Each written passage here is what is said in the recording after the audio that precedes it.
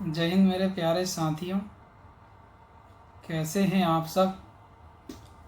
आशा करता हूँगा कि आप बढ़िया होंगे,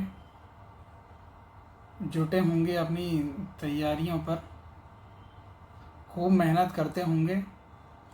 इस ख़राब मौसम में भी आप अपनी तैयारियों में लगे होंगे, खूब पसीना बहाते होंगे। आज का वीडियो रनिंग से रिलेटेड है कि आप जब रनिंग करते हैं तो आपकी सांस फूलती है, सांस भरती है, या सांस लेने का क्या तरीका होना चाहिए। इस विषय पर आपको चर्चा करूंगा, क्योंकि कुछ लड़कों के कमेंट आए थे कि सर सांस लेने का तरीका क्या है, मुंह से सांस लें या नाक से सांस लें हम, या नाक या मुंह दोनों से सांस लें,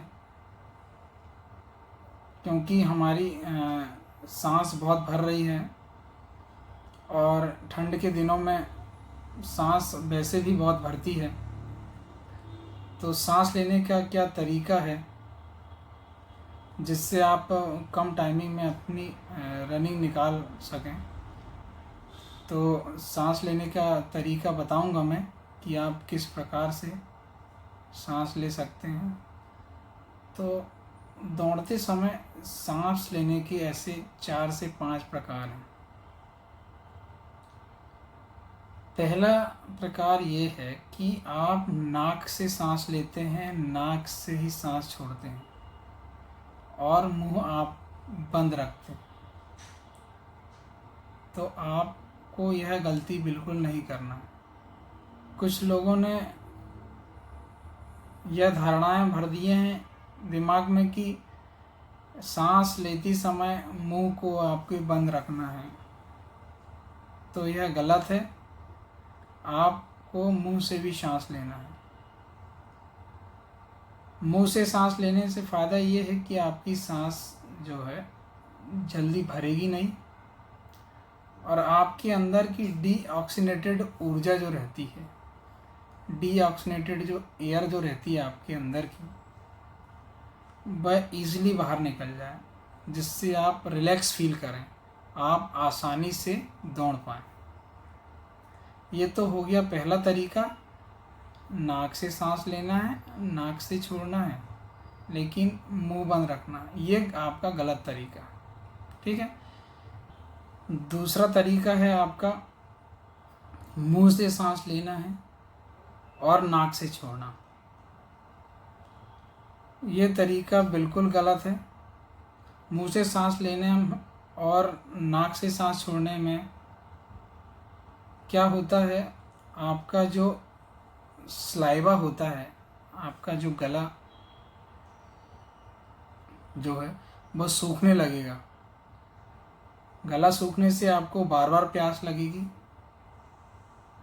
और बार बार प्यास लगेगी तो आपका दिमाग जो है स्थिर नहीं रहेगा। मतलब आपका दिमाग जो है, आपका दिमाग और बॉडी दोनों ग्राउंड पर नहीं रहेगा। बार बार प्यास लगेगी, ध्यान उधर ही जाएगा आपका।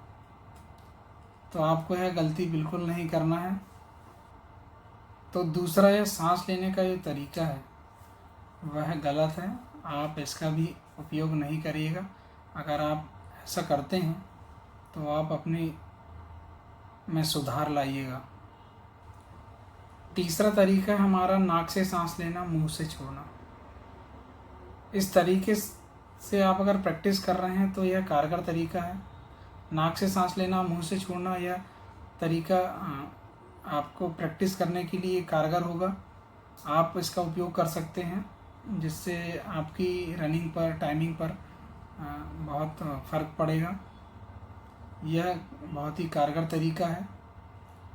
इससे भी कारगर तरीका मैं आपको चौथे में बताऊंगा।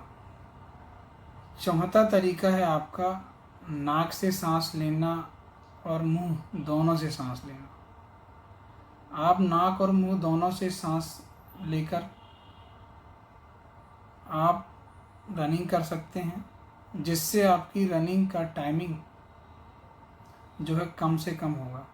क्योंकि अगर आप मुंह और नाक दोनों से सांस लेते हैं तो प्रॉपर वे में आपकी ऑक्सीजन जो है आपकी बॉडी पर जाता है, जिससे आपकी जो है दम नहीं भरती, सांस लेने में दिक्कत नहीं होती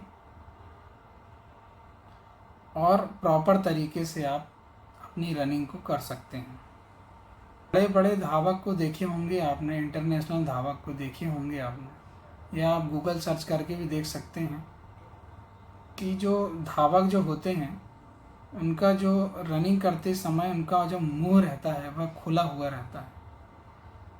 तो वह इस टेक्निक को ही अपनाकर रनिंग करते हैं।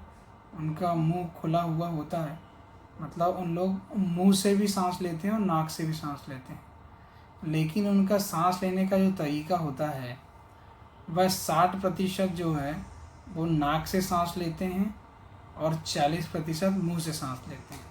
तो 60-40 का रेशो में वह सांस लेते हैं, जिससे उनकी रनिंग जो है बहुत आसानी से निकल जाती है। कुछ लोगों को देखा हूँ मैं कि इस तरह झुककर ऐसे दौड़ते हैं, तो ये दौड़ने का जो तरीका है आपका ये गलत है। लोग दो तरह से सांस लेते हैं, एक चेस्ट का उपयोग करके, दूसरा बेली का उपयोग करके। बेली मतलब आप पेट का उपयोग करके। तो इसमें आपको बेली का उपयोग करके सांस लेना है, आपको लंबी सांस लेना है, पेट को आपको फुलाना है और सांस छोड़ देना है आपको। सांसों की और समस्या को अगर दूर करना चाहते हैं तो आप या भस्त्रिका कर सकते हैं या आप कपालभाति कर सकते हैं। इससे भी काफ़ी हद तक आपकी जो सांस फूलने की जो समस्या है उसका निराकरण हो सकता है आपका।